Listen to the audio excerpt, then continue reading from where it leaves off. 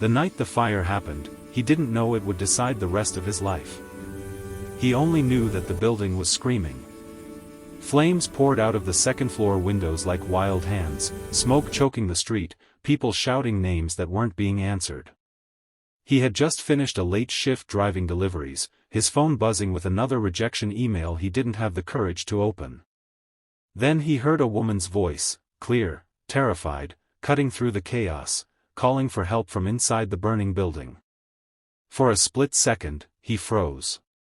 He had no training, no gear, no reason to believe he'd make it back out. But something deeper than fear pushed him forward, and as he ran toward the fire, he had no idea that the woman he was about to save would walk back into his life in the most unexpected way, just hours later. He wrapped his jacket around his face and charged inside. The heat slapped him hard, stealing his breath, the world turning orange and black. He followed the sound of coughing and crying up the stairs, each step feeling like it might collapse under him. When he found her, she was trapped in a hallway, flames blocking one end, smoke swallowing the other. Her eyes were wide, her hands shaking, her hope already fading. He didn't think. He grabbed her, pulled her close, and shouted over the roar of the fire, telling her to trust him, to breathe when he told her to keep moving no matter what. They stumbled together, half-blind, until fresh air hit their lungs and the crowd erupted as they collapsed onto the pavement. Sirens wailed. Firefighters took over. Someone wrapped a blanket around her shoulders. Someone else patted his back, calling him a hero. He didn't stay. He slipped away quietly, heart pounding, clothes burned, hands shaking, not from the fire, but from the reality that he still had an interview in the morning, the last chance he felt he had to turn his life around.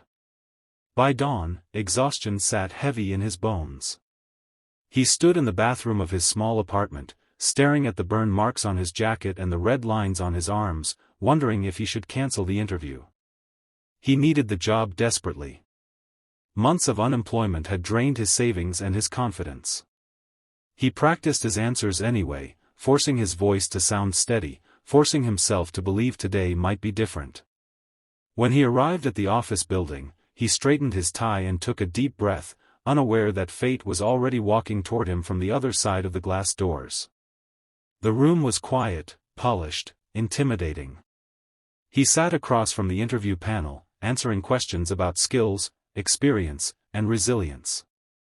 Then the door opened again. A woman stepped in, composed, elegant, her presence commanding instant respect. She apologized softly for being late and took her seat at the head of the table. When their eyes met, the world stopped. He recognized her immediately, the woman from the fire. Clean, confident, alive.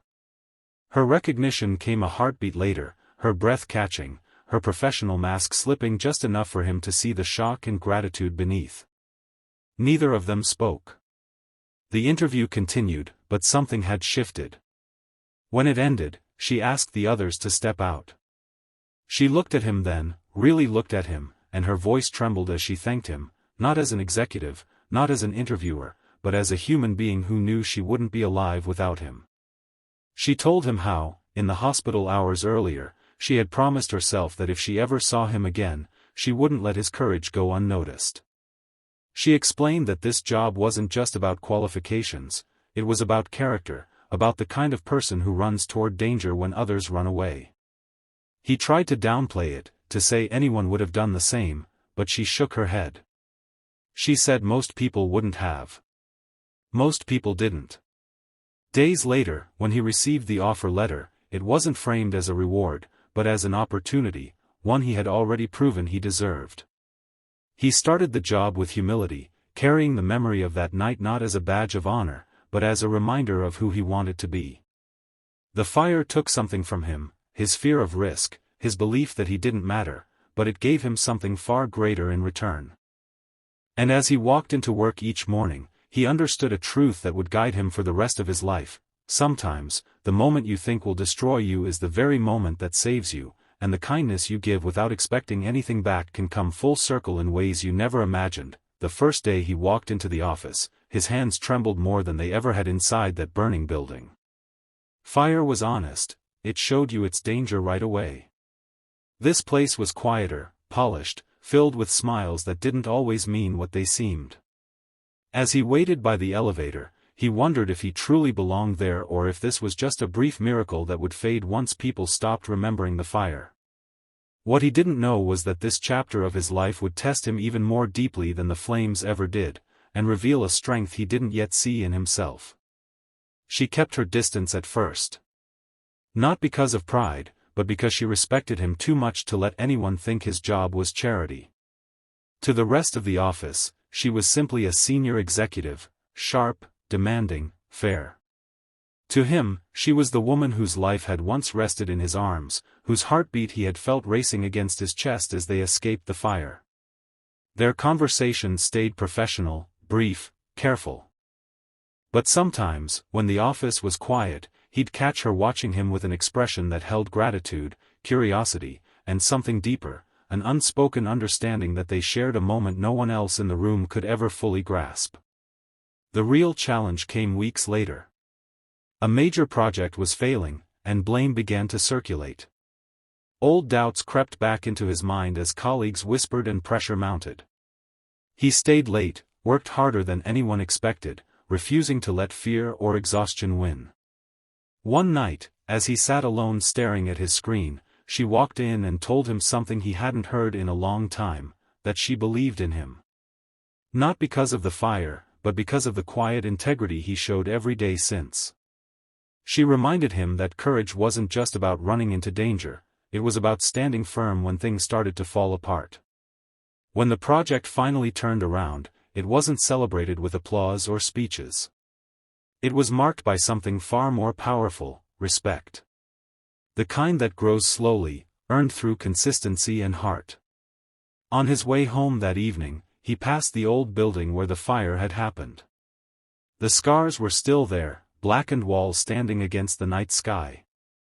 He paused, feeling the weight of how close he had come to losing everything, and how close he had come to never discovering his own worth. Life didn't suddenly become perfect. There were still hard days, long nights, moments of doubt. But now he understood something essential: his value wasn't defined by titles, paychecks, or even heroic moments. It was defined by choices, by choosing compassion over fear, action over hesitation, hope over despair. The fire had tested his courage, but what followed shaped his character.